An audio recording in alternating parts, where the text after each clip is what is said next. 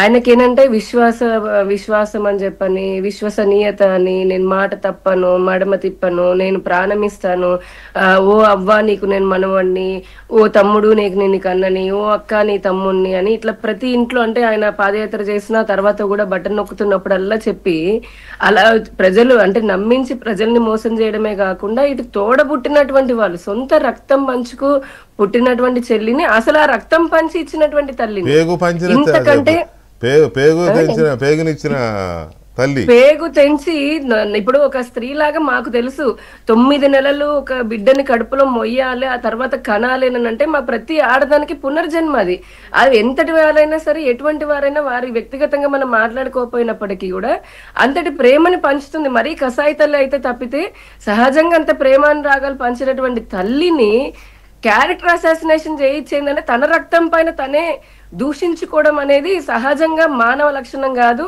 ఇక మామూలు మానవుల్లో కూడా కొన్ని రకాల జాతులు ఉంటాయేమో వాళ్ళకు కూడా ఇది కొంచెం ఒకసారి కాదు ఒకసారైనా మనసుకి అనిపిస్తుందేమో.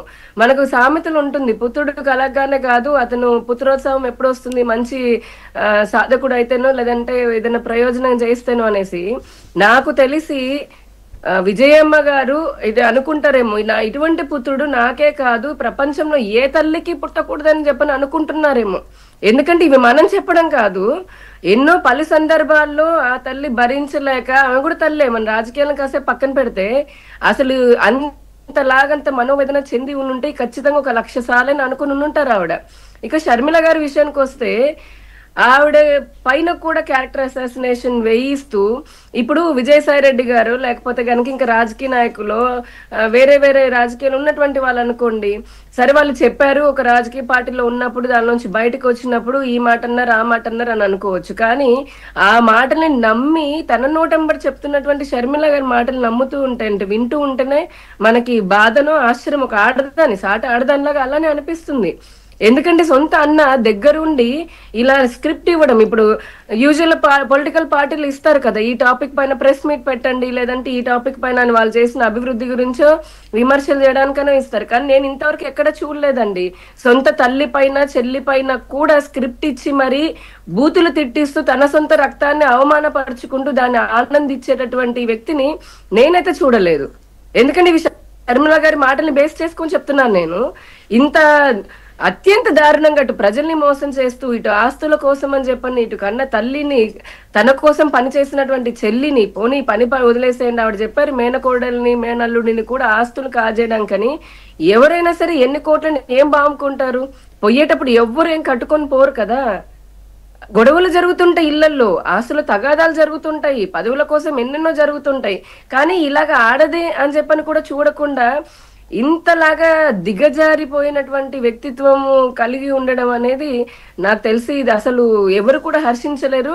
వైఎస్ఆర్సీపీ పార్టీ అభిమానులు కూడా ఈ విషయంలో నాకు సంబంధించి వారు కూడా ఏంటి మాకు ఇంత కర్మ అని చెప్పని అనుకున్న సందర్భాలు కూడా ఉండుంటాయేమో, వాళ్ళు బయట చెప్పలేరేమో. కానీ ఇది ఓవరాల్ గా ఏంటంటే ఆయన ప్రజలు కూడా అందుకే ఆలోచించుకున్నట్టున్నారు, 11 సీట్లకి పరిమితమయ్యారు. ఇక్కడ 11 సీట్లను పక్కన పెడితే ఒక వ్యక్తి యొక్క మనం చాలా సందర్భాలు అనుకున్నాం ఒక వ్యక్తి యొక్క లక్షణము ఆ వ్యక్తి చేసే పనుల్లో రిఫ్లెక్ట్ చేస్తుంది అని చెప్పని. ఇచ్చిన మాటని తప్పడము, అసలు ఆ మాటనే కాదు ప్రజలని తనని నమ్మి ఓట్లేసిన ప్రజల్ని కూడా పీడించుకొని రక్తాన్ని పీడించుకొని జలగల్లాగల్లా పట్టి పీడించడమే కాకుండా కుటుంబ సభ్యులను కూడా ఈ విధంగా వేధించడం అనేది జగన్మోహన్ రెడ్డికి చెల్లుబాటు అవుతుందేమో కానీ ఖచ్చితంగా సభ్య సమాజంలో ఆయన చెల్లుబాటు అవుతుంది అనుకుంటున్నాడు. తెలిసే వరకు మాత్రమే ప్రజలకి తెలిసేంత వరకు చెల్లుబాటు అవుతుంది. ఒకసారి తెలిసిన తర్వాత ఏమవుతుందో చూపించారుగా మొన్న, ఇక ముందు ఇంకా చూపిస్తారు. కాబట్టి ఈ రకమైన క్యారెక్టర్ కానీ ఈ రకమైన మానసికమైన దాన్ని ఏమన్నా నాకు అర్థం కావట్లేదు. ఏ పేరు పెట్టాలో కూడా అర్థం కావట్లేదు. వెంకటకృష్ణ గారు దౌర్బల్యం అంటారు దాన్ని, మానసిక దౌర్బల్యం అనే అంటారు. అంటే ఒక రకమైనటువంటి మానసిక రోగం అది. వరప్రసాద్ గారు ఇప్పుడు రాజకీయాల కోసమో లేకపోతే అధికారం కోసమో వేరే పార్టీల మీద ఇలాంటి కుయుక్తులు లేకపోతే ఇలాంటి పొలిటికల్ గేమ్స్ ఆడతారు, ఓకే కొంతవరకు అర్థం చేసుకోవచ్చు.